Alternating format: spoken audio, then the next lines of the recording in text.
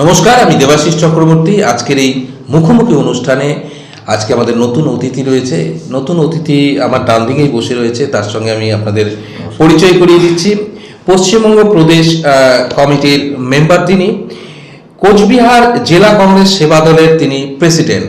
তিনি হচ্ছেন নবাগত তরুণ তুর্কি এবং তিনি কোচবিহারে খুব সুনামের সঙ্গে রাজনীতি করছেন কংগ্রেসের হয়ে, এবং তিনি আর কেউ নন, তিনি সুব্রত মুখোপাধ্যায়। সুব্রতদা, আমাদের স্টুডিওতে আসার জন্য অসংখ্য ধন্যবাদ। প্রথমেই যে কংগ্রেসের যে বর্তমান পরিস্থিতি রয়েছে, আপনারা কোচবিহারে কি স্ট্যান্ডে রয়েছেন এখন বর্তমানে? দেখুন, কোচবিহারে এই মুহূর্তে এমন একটা পরিস্থিতি রয়েছে যেখানে কিছুদিন আগে আমাদের কোচবিহার জেলা কংগ্রেস প্রেসিডেন্ট বছর দুয়েক আগে তিনি মারা গিয়েছেন। তো মারা যাবার পরে তারপর দলের সাংগঠনিক নির্বাচন শুরু হলো। নির্বাচনের মধ্য দিয়ে আজ সর্বভারতীয় কংগ্রেস সভাপতি নির্বাচিত হয়েছে, এবং এই নির্বাচন প্রক্রিয়ার মধ্য দিয়েই দল এগোচ্ছে। বর্তমানে কোচবিহার জেলায় এখন দুজন ওয়ার্কিং প্রেসিডেন্ট আছেন, এখনও নতুন প্রেসিডেন্ট কেউ নির্বাচিত হননি, প্রদেশেও হয়নি। কাজেই একটু থমথমে ব্যাপারটা রয়ে গেছে জেলায়, অস্বীকার করার উপায় নেই। তবে ধীরে ধীরে আমরা আমাদের যে সংগঠনের যে সাংগঠনিক ব্যাপারটা, সেটা কিন্তু আমরা ধীরে ধীরে গোছানোর চেষ্টা করছি। আমরা প্রত্যন্ত গ্রাম থেকে বিশেষ করে শুরু করেছি, প্রত্যেকটা বুথ ধরে ধরে ধরে কীভাবে সংগঠনটাকে আগামী পঞ্চায়েত নির্বাচনে বিশেষ করে পাখির চোখ করে আমরা এগোচ্ছি। জেলা প্রেসিডেন্ট নেই, তবুও আমরা বসে নেই, আমরা বিভিন্ন শাখা সংগঠন বিশেষ করে এক্ষেত্রে অগ্রণী ভূমিকা পালন করছি। এই যে জেলা প্রেসিডেন্ট নির্বাচন হচ্ছে না, কেন হচ্ছে না? কেন হচ্ছে না এই মুহূর্তে, ওই যে বললাম যে একটা সিস্টেমের মধ্য দিয়ে আসছে দল। প্রথমে অল ইন্ডিয়া সভাপতি নির্বাচিত হয়েছে, তারপরে রাজ্য সভাপতি, তারপরে রাজ্য সভাপতি নির্বাচিত হয়ে যাওয়ার পরে তারপরে জেলা সভাপতি নির্বাচিত হবে। সেটা কি আপনাদের কংগ্রেসের যে নিয়ম আছে সেই অনুসারে হচ্ছে না, কোনো দলীয় কোন্দল রয়েছে? একদম একটা নির্দিষ্ট নিয়মের মধ্যে দিয়েই দল এগোচ্ছে, এখানে দলীয় কোন্দলের কোনো ব্যাপার নেই। একটা বিষয় হচ্ছে সামনেই পঞ্চায়েত নির্বাচন। সাগরদিঘির যে উপনির্বাচনের ফল আমরা দেখেছি, সেটা বর্তমান যে শাসক দল আছে সেই দল পরাজিত হয়েছে। তারপরে কি আপনারা কোথাও কোথাও অক্সিজেন পেয়েছেন কি? অবশ্যই, কোনো সন্দেহ নেই। আর আগামী দিনে রাজ্যে এই যে বাম এবং কংগ্রেস যৌথভাবে লড়াইয়ে নামছে, এবং সাগরদিঘির যে রেজাল্ট, এটাতে কিন্তু বাংলার যে এই যে কংগ্রেস বলুন আর বাম বলুন, এই যে কর্মীদের যে হারিয়ে যাওয়া মনোবল, সেটা কিন্তু আজ পুনরুদ্ধার হবার পথে। গ্রামগঞ্জে কর্মীরা প্রচণ্ড আগ্রহে আছেন আগামী পঞ্চায়েত নির্বাচনে কাঁধে কাঁধ মিলিয়ে বাম কংগ্রেস লড়াইয়ে নামবার জন্য। একটা কথা খুব জানতে ইচ্ছে করছে যে আপনারা কখনো চেষ্টা করেছেন বা আপনারা কি মনে করছেন যে আপনাদের থেকে চলে যাওয়া যারা আছেন, যারা চলে গেছিলেন কোনো দলে, তারা কি আবার আপনারা ফেরত আপনাদের দলে আসতে পারে? এরকম কি আপনাদের কোনো রকম চেষ্টা রয়েছে? দেখুন, শুধু আসতে পারে বলবো না, ধৈর্য ধরুন, খুব শীঘ্রই আপনারা দেখতে পারবেন কুচবিহারের বুকে। আমি একটা তৃণমূলের, বিশেষ করে তৃণমূলের থেকে একটা বড় অংশ কিন্তু কুচবিহারে যোগদান করবে, এটা খুব শীঘ্রই আপনারা। সেটা কি মানে নেতৃত্ব সহকারে নাকি শুধু যারা দলীয় কর্মী আছে? বিভিন্ন নেতৃত্বরা ইতিমধ্যেই আমাদের সঙ্গে যোগাযোগ করছে কংগ্রেসে যোগদান করবার জন্য। আচ্ছা, তো ঘটনা হচ্ছে, যোগদান করতে চাইলেই যে তাদের না হবে এমনটা নয়। কারণ তৃণমূলে দেখুন, বেশিরভাগ যারা শীর্ষস্থানীয় নেতৃত্ব রয়েছেন, এরা দুর্নীতিগ্রস্ত, পা থেকে মাথা পর্যন্ত এদের দুর্নীতিতে ভরা। এদের দলে নিলে আখেরে দলেরই ক্ষতি হবে বলে আমরা মনে করি। কারণ তৃণমূল দলে যারা স্বচ্ছ ভাবমূর্তির আছেন, যদিও সেই সংখ্যাটা খুবই সামান্য, তো স্বচ্ছ ভাবমূর্তির যারা আছেন তাদেরকে দলে নেওয়া যেতেই পারে। বিজেপিকে আপনারা কিভাবে দেখছেন? বিজেপি দেখুন, গত বিধানসভা নির্বাচনে বিজেপি একটা হাওয়া তুলতে হয়তো সক্ষম হয়েছিল, কিন্তু নির্বাচন যত এগিয়েছে, কোচবিহার থেকে যখন নির্বাচনটা শুরু হয়, শীতলকুচিতে যখন এই গুলিকাণ্ডের ঘটনা ঘটে, তখন কিন্তু মানুষের ভেতরে যে এই যে বিজেপিকে নিয়ে একটা আশা ভরসার যে ব্যাপারটা ছিল, সেটা কিন্তু উধাও হয়ে গেছে। মানুষ পরিষ্কার বুঝতে পেরেছে, কোনো সন্দেহ নেই যে রাজ্যে তৃণমূলের যে সন্ত্রাস, সেই সন্ত্রাসের বিরুদ্ধে একটা প্ল্যাটফর্ম এই বাংলার মানুষ চাইছিল। কিন্তু সেই জায়গাটাতে হয়তো আমরা বাম কংগ্রেস মানুষের সেই ভরসার জায়গাটায় আমরা আসতে পারিনি, এটা আমাদের ব্যর্থতা মেনে নিতেই হবে। যার জন্য কিন্তু মানুষ বিজেপিমুখী হলেও শেষ মুহূর্তে কিন্তু বিজেপির যে এই যে কুৎসিত মুখোশটা, কুৎসিত চেহারাটা, সেটা কিন্তু মানুষ বুঝে গেছে, এবং যার ফলে কিন্তু তৃণমূল আবার পুনরায় এই রাজ্যে ক্ষমতায় আসছে। আপনারা সামনে পঞ্চায়েত নির্বাচনে মূল বিরোধী কাকে ভাবছেন, বিজেপি না তৃণমূল? উভয় দল। আমাদের কাছে তৃণমূল বলুন বিজেপি বলুন কোনো ফারাক নেই। আমরা এই রাজ্যে না তৃণমূল না বিজেপি, দুটোই বিজিমূল বলেই আমরা জানি, কারণ যাহা তৃণমূল তাহাই বিজেপি। দিনের আলোতে কেউ তৃণমূল করছে, রাতের অন্ধকারে আবার তারাই বিজেপি করছে।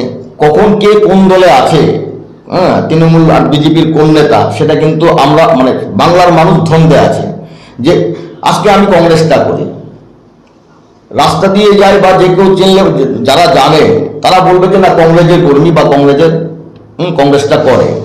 কিন্তু তৃণমূল বলুন বা বিজেপি, এদের কোনো নেতাকে আঙ্গুল দিয়ে কেউ দেখিয়ে বিশ্বাসের সঙ্গে বলতে পারবে না যে এ তৃণমূলের, এ বিজেপির।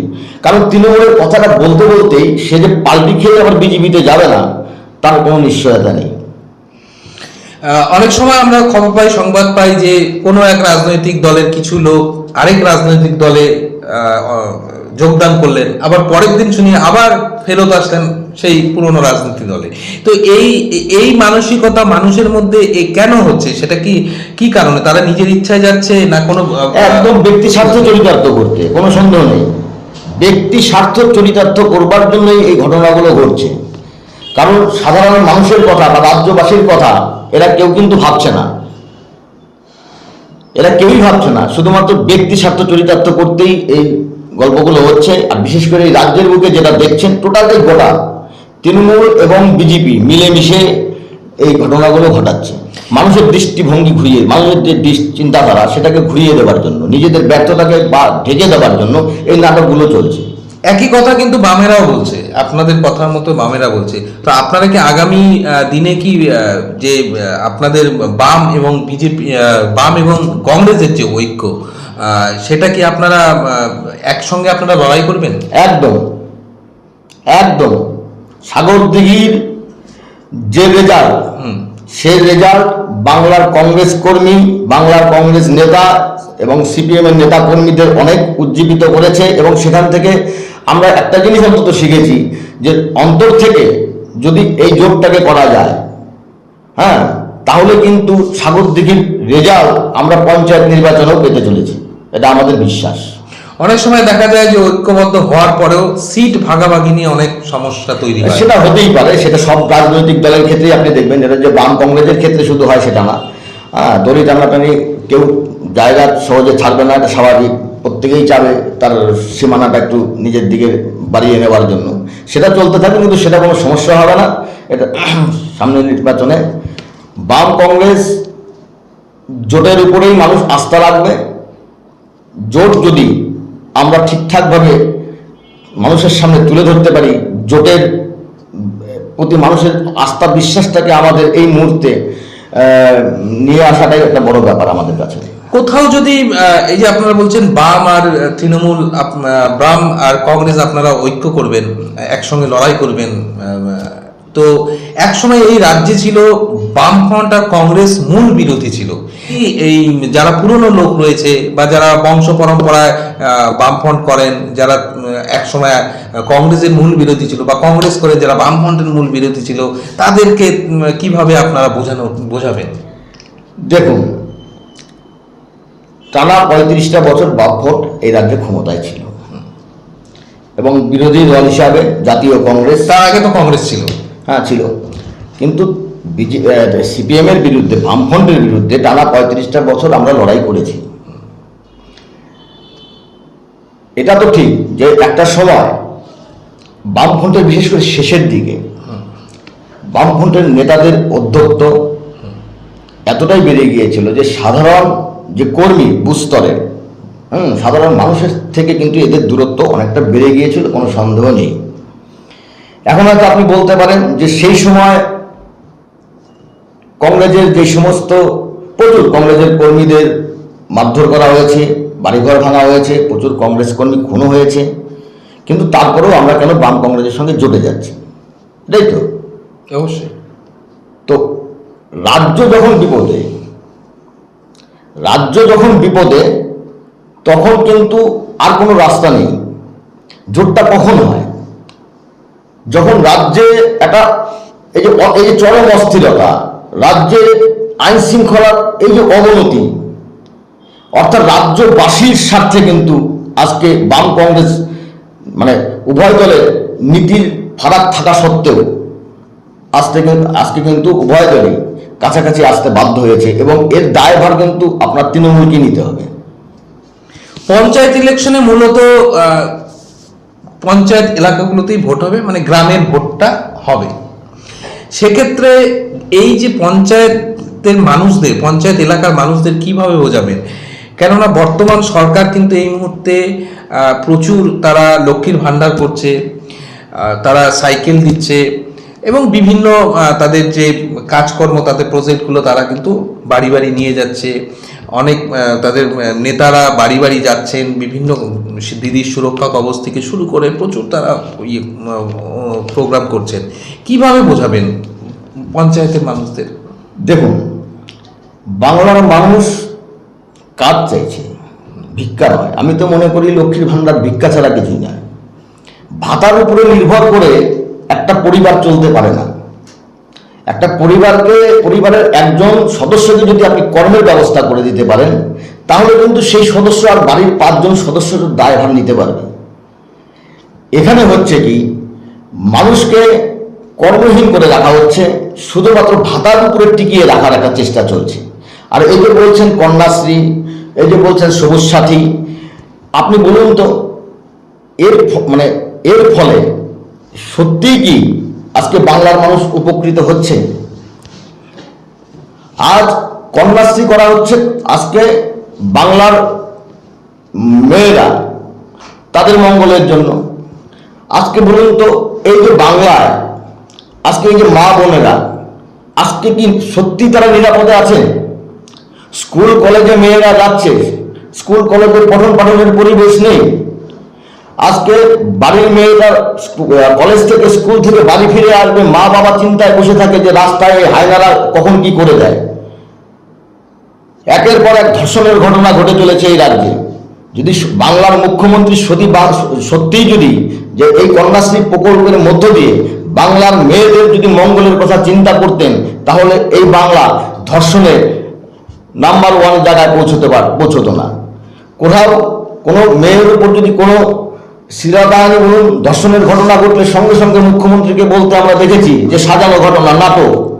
এবং মা বোনদের ইজ্জতকে দাঁড়িপাল্লায় তিনি মাপতে দ্বিধা করেননি। কে কত শতাংশ ধর্ষিত হয়েছে তার উপরে নির্ভর করছে ক্ষতিপূরণ। মানে অপরাধী শাস্তি পেল কিনা সেটা বড় কথা নয়, অপরাধীকে আড়াল করার জন্য এই ক্ষতিপূরণের ব্যবস্থা। আপনারা এই কথাগুলো বোঝাতে সক্ষম হবেন মনে হয়? দেখুন, আমরা তো আমাদের দিক থেকে চেষ্টার কোনো ত্রুটি থাকবে না, তবে আমার মনে হয় বাংলার মানুষকে আর বোঝানোর প্রয়োজন নেই। কারণ বিগত পঞ্চায়েত নির্বাচনে বাংলার মানুষ বুঝে গেছেন। কারণ সত্যিই যদি মমতা বন্দ্যোপাধ্যায় এই বাংলায় কাজ করে থাকতেন, এই বাংলার উন্নয়ন যদি আজকে রাস্তায় সত্যিই দাঁড়িয়ে থাকতো, তাহলে পরে বাংলার এই মা বোনেরা যখন ভোটের সময় ভোট দিতে যায় তখন তাদের ভোট লুট হতো না। আজকে কেন বাংলার মুখ্যমন্ত্রী কেন বাংলার মানুষের ভোটাধিকার প্রয়োগ করতে দিচ্ছেন না? প্রশ্নটা তো এখানে। তো মানুষ সুযোগের অপেক্ষায় আছে বলে আমি বিশ্বাস করি। কারণ আজকে হয়তো 500 টাকা আমার বাড়ির আমার মা হয়তো পেল, আজকে আপনার বাড়ির মহিলাটা হয়তো 500 টাকা পেল, কিন্তু এটা তো অস্বীকার করতে পারবেন না যে আপনার বাড়ির শিক্ষিত ছেলেটা বেকারত্বের জ্বালা থেকে মুক্তি পাওয়ার জন্য পাগলের মতো ঘুরে বেড়াচ্ছে, কখন সুইসাইড করবে, কখন কি করবে, এই টেনশন থেকে তো বাড়ির মা বোনেরা তো শান্তিতে থাকতে পারছে কি 500 টাকা নিয়ে? মানুষ ধীরে ধীরে বুঝতে পারছে ভাতার দরকার নেই, কর্মসংস্থান দিন। শিক্ষাক্ষেত্রে এই যে একের পর এক দুর্নীতি বেরোচ্ছে, কি আপনাদের কি স্ট্যান্ড পয়েন্ট থাকবে সেখানটায়? আজ এই যে বললেন এই যে শিক্ষাক্ষেত্রে, আজকে দেখুন একটা সন্তানকে মানুষ করে কিসের জন্য? মানুষ বাড়ির গার্জিয়ানরা অনেক কষ্টে লেখাপড়া শেখাতে হয়। শেখানোর পরে উচ্চশিক্ষায় শিক্ষিত হবার পরে যখন সেই ছেলেটা চাকরি পরীক্ষা দেয় এবং যোগ্যতা থাকা সত্ত্বেও ওই ফাঁকা খাতা যারা জমা দিচ্ছে তাদের চাকরি হচ্ছে, আর এই শিক্ষিত ছেলেদের ওই রাস্তায় গিয়ে আন্দোলনে সামিল হতে হচ্ছে, দিনের পর দিন সেখানে অনশনে বসতে হচ্ছে। তা এরপরেও কি আপনি বলবেন যে বাংলার মানুষকে আর বোঝানোর প্রয়োজন আছে? বাংলা এখন বুঝতে পারছেন আপনি? অবশ্যই, শুধু দরকার হচ্ছে মানুষ যদি ভোট দিতে পারে। আবারও বলছি, মানুষ যদি ভোট দিতে পারে, এই সরকার এই বাংলায় অসম্ভব একটা পঞ্চায়েত দখল করে দেখাতে পারবে না। এটা তো আপনি ধরুন কিছুটা বর্তমান সরকারের বিষয়ে বললেন, আরেকটি প্রধান বিরোধী দল রয়েছে বিজেপি, তাদের ক্ষেত্রে কি স্ট্যান্ড পয়েন্ট থাকবে আপনাদের? বিজেপির, দেখুন বিজেপিকে নিয়ে আমরা খুব একটা চিন্তিত নই। আচ্ছা, এই বাংলায় বিজেপি মানে যা ভালো সর্বোচ্চ স্কোর ওরা পেয়ে গেছে, এর থেকে আর আগানোর কোনো প্রশ্নই নেই। একটা দাঙ্গাবাজ দল, সেই দলকে এই বাংলায় অন্তত মানুষ কোনোভাবেই ঠাঁই দেবে না। মানুষ এই দলের উপর বিশ্বাস করেছিল, এবং এই যে বিজেপির যে সমস্ত নেতাকর্মীরা, এদের এই যে আচরণ, এই যে দেখুন রামনবমী একটা উৎসবের মেজাজে থাকার কথা, আজকে উৎসবের ওই স্থলে কি করে আজকে বলুন তো যে আগ্নেয়াস্ত্র নিয়ে উৎসব পালন হয়? এটা কোনোদিন মেনে নেওয়া যায়? আজ সব ধর্মের মানুষ আমরা এই বাংলায় বসবাস করছি, এই দেশে বসবাস করছি, এটা আমাদের গর্ব। আর যতক্ষণ হিন্দু, মুসলমান, খ্রিস্টান, জৈন সব মানুষ, সব ধর্মের মানুষ আমরা একত্রে থাকবো, ততক্ষণ এই ভারতবর্ষ বলুন, এই বাংলা বলুন, ততক্ষণ কিন্তু আমাদের কিন্তু বাইরের থেকে কেউ এসে আমাদের কিন্তু কখনোই আক্রমণ করার সাহস দেখাতে পারবে না। এগুলো একদম সুপরিকল্পিত ভাবে এই বাংলাকে ভাগ করার যে একটা নাটক চলছে, উত্তরবঙ্গকে আলাদা করে দেওয়ার জন্য, মানুষ এগুলো ভালোভাবে নিচ্ছে না। আর এই যে আপনার হচ্ছে যে নিশীথ প্রামাণিক, আপনি বলুন তো যে এই যে মামলা চলছে নিশীথ প্রামাণিকের বিরুদ্ধে, গরু চুরির মামলা বলুন, ডাকাতির মামলা, এগুলো কি ভালো লাগছে শুনতে? মানুষ সেই সময় আবেগে ভোট দিয়েছে, আর কিচ্ছু নয়। এক পাশে হিন্দু, এক পাশে মুসলমান, এই তাস খেলা হয়েছিল সামনের গত বিধানসভা নির্বাচনে, এবং কোনো সন্দেহ নেই আমরা হয়তো তার কাউন্টার দিতে ব্যর্থ হয়েছি, স্বীকার করতে অসুবিধা নেই। কিন্তু মানুষকে সাময়িক সময়ের জন্য বোকা বানানো যায়। আমার বাড়িতে খাবার নেই, আমার কাজ নেই, আমার বাড়ির ছেলেটার শিক্ষা ব্যবস্থা ঠিক নেই, শুধুমাত্র ধর্ম দিয়ে বেশিক্ষণ টিকিয়ে রাখা যায় না। এইভাবে মানুষকে এইভাবে বেশিক্ষণ বোকা বানানো যেতে পারে না। রাহুল গান্ধী কি আপনাদের যে নির্ভরতা গান্ধী পরিবারের প্রতি, তো আপনারা কি সেভাবেই এগিয়ে যাবেন আগামী দিনে? অবশ্যই।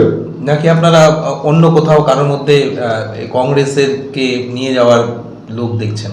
দেখুন, বিরোধীরা বারবার গান্ধী পরিবার বলে আক্রমণ করেছে।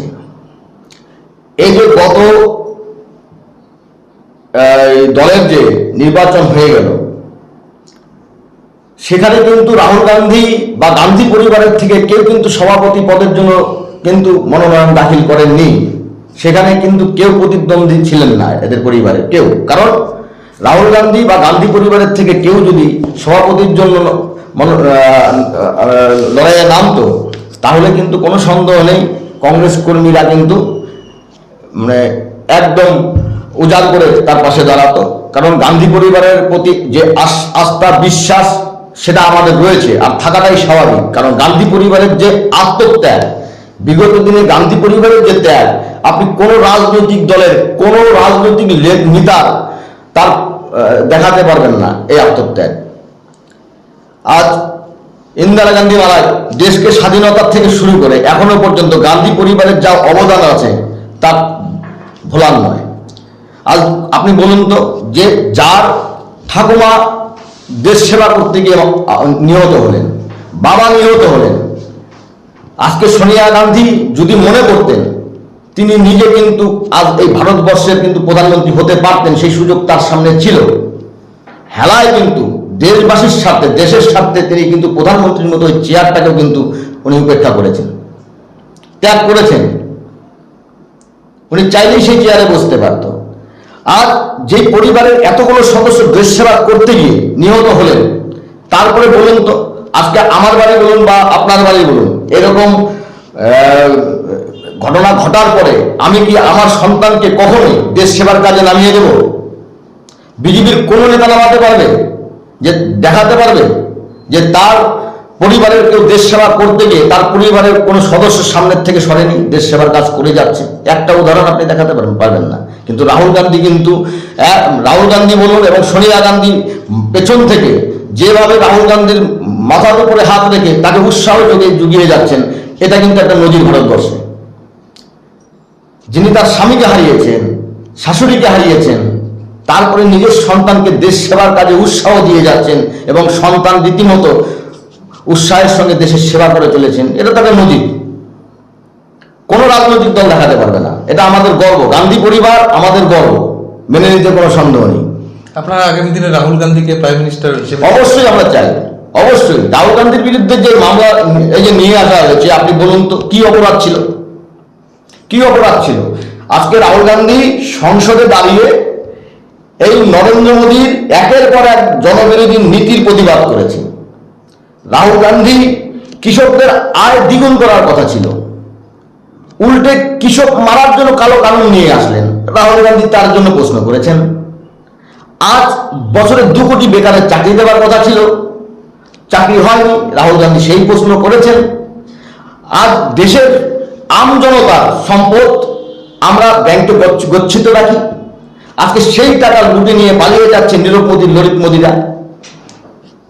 রাহুল গান্ধী কি বলেছেন যে আজ কেন বারবার এই চোরেদের নাম বলতে গিয়ে বারবার মোদী, এই মোদী শব্দটা উঠে আসছে, তো এটাই তো বলেছেন যে কেন মোদীরা বারবার এই চোরেদের নাম বলতে গিয়ে বারবার মোদীর নামটা আসছে, মোদীর। তো এই যে বিজেপি যেমন বোঝানোর চেষ্টা করছে যে একটা নির্দিষ্ট সম্প্রদায়কে আক্রমণ করা হয়েছে, নির্দিষ্ট সম্প্রদায় বলতে ওবিসি সম্প্রদায়কে, এটাই তো বোঝাতে চাচ্ছেন। আজ আপনি বলুন তো, নীরব মোদী কি ওবিসি? ললিত মোদী কি ওবিসি? ওবিসি সম্প্রদায় কি? রাহুল, যদি তর্কের খাতিরে ধরেও নেওয়া যায় যে রাহুল গান্ধী সেই কথাটা বলাটা ঠিক হয়নি, আপনি বলুন তো আমাকে যে তার জন্য কি 2 বছরের সাজা?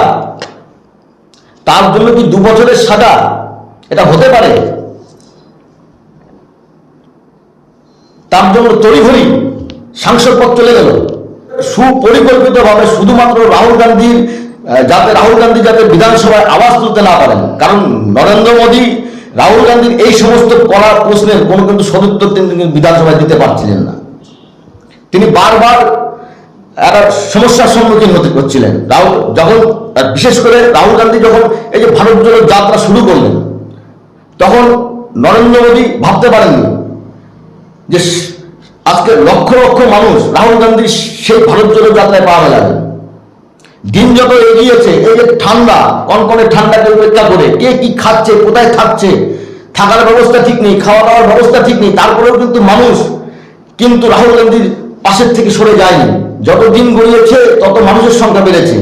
তো নরেন্দ্র মোদী ঘাবড়ে গেছেন, কারণ সামনের লোকসভা নির্বাচনে ওনার গতি টলমল পরিষ্কার বুঝতে পেরেছেন।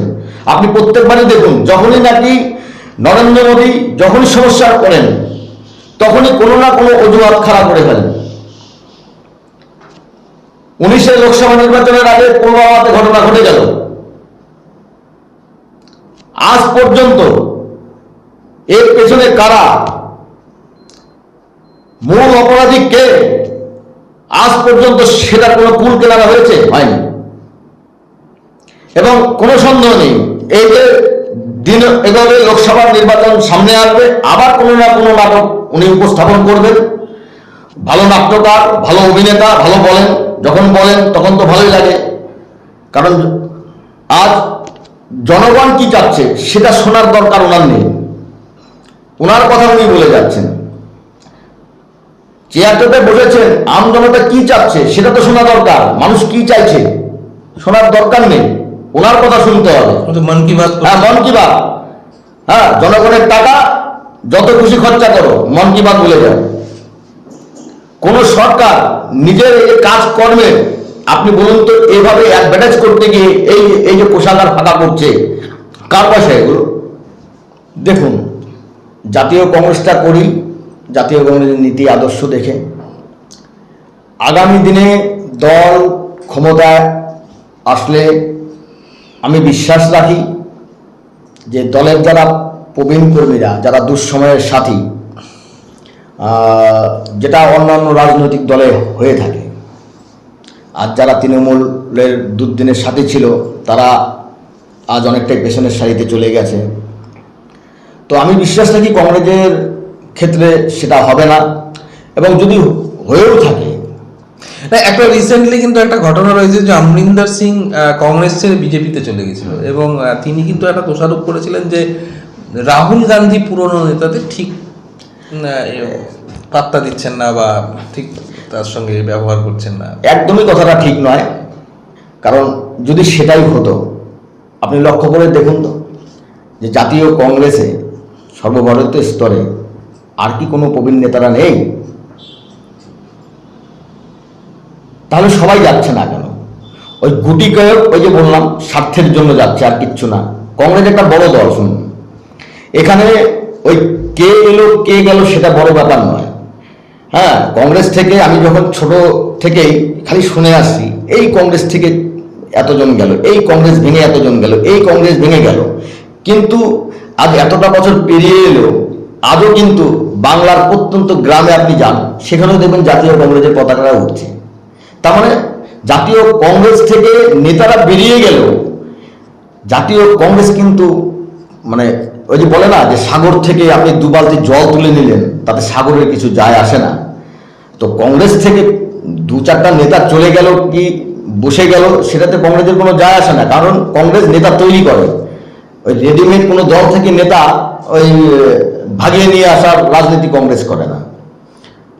ওই কে গেল কে আসলো তাতে কংগ্রেসের কিছু যায় আসবে। আগামী পঞ্চায়েত নির্বাচনে কোনো জায়গার থেকে আপনি পঞ্চায়েত সমিতি বলুন, সেখানে কি দাঁড়ানোর কোনো ইচ্ছে রয়েছে? কোনো ক্যান্ডিডেট পাবেন কি আপনি টিকিট? দেখুন, এই মুহূর্তে সে ধরনের কোনো চিন্তা ভাবনা আমার নেই। দলের কাজে নিজেকে 100% নিংড়ে দেওয়ার জন্য মুখিয়ে আছি। দল আমাকে যেখানে যেভাবে ব্যবহার করবে আমি সেভাবেই ব্যবহার হওয়ার জন্য তৈরি আছি। সুব্রত মুখোপাধ্যায়, যিনি পশ্চিমবঙ্গ প্রদেশ কমিটির মেম্বার এবং কোচবিহার সেবা দলের তিনি প্রেসিডেন্ট, তিনি আজকের এই মুখোমুখি অনুষ্ঠানে উপস্থিত রয়েছেন। আমরা একদম শেষের দিকে চলে এসেছি।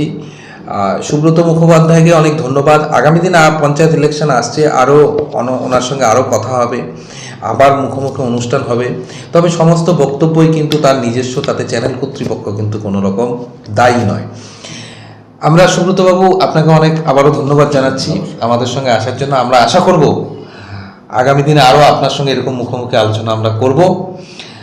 ততক্ষণ আপনারা দেখতে থাকুন আমাদের চ্যানেল। সুস্থ থাকুন, ভালো থাকুন। আমি দেবাশিস চক্রবর্তী। আবার দেখা হচ্ছে অন্য কোনো অনুষ্ঠানে। নমস্কার।